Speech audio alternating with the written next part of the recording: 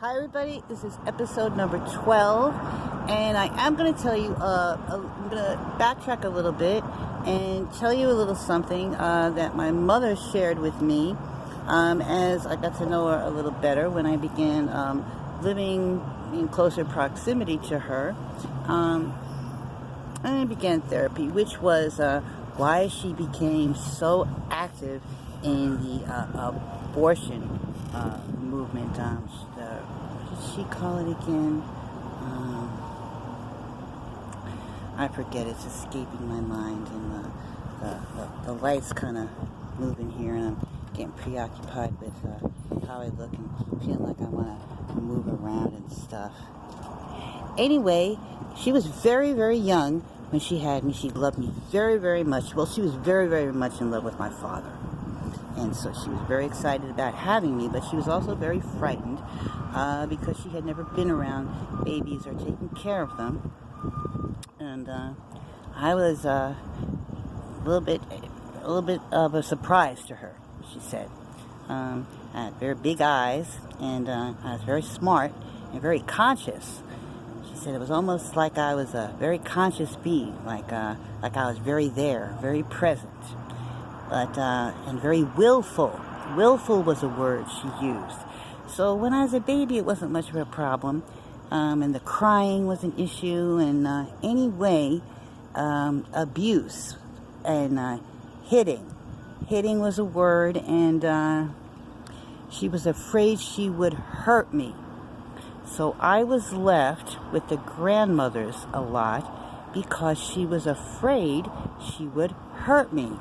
So she hit me, slapped me in the face a lot, and was afraid actually that she'd kill me. She was afraid of that. She had postpartum depression. She was thrilled when she found the word. Yep, she had a word. It was a thing. It was a thing. There was a cure for it later on. She was so excited.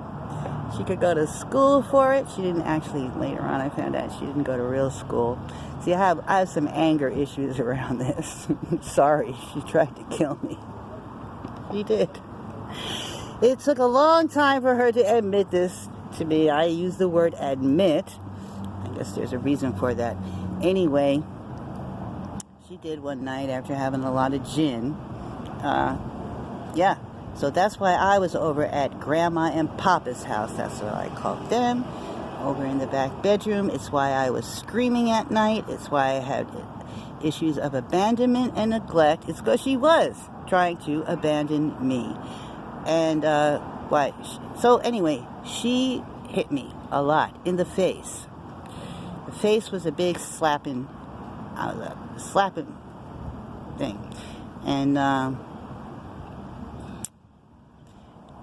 then there was the sexual abuse. I don't remember her sexually abusing me, but she had very, very bad boundaries, and I do have some strange sort of body issues, and I guess that was probably her.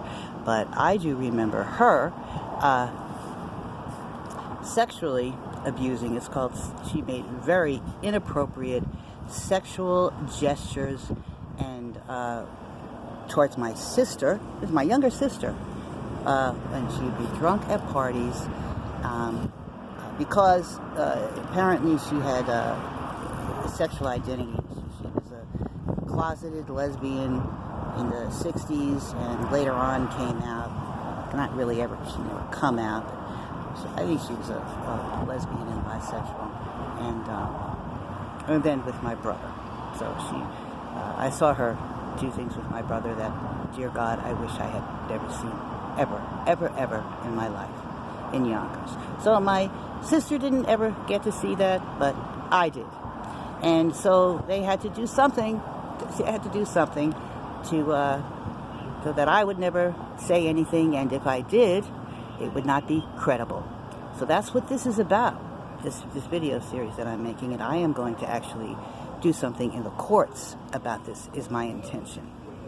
And if I hadn't been so sick for so long, I would have done it sooner.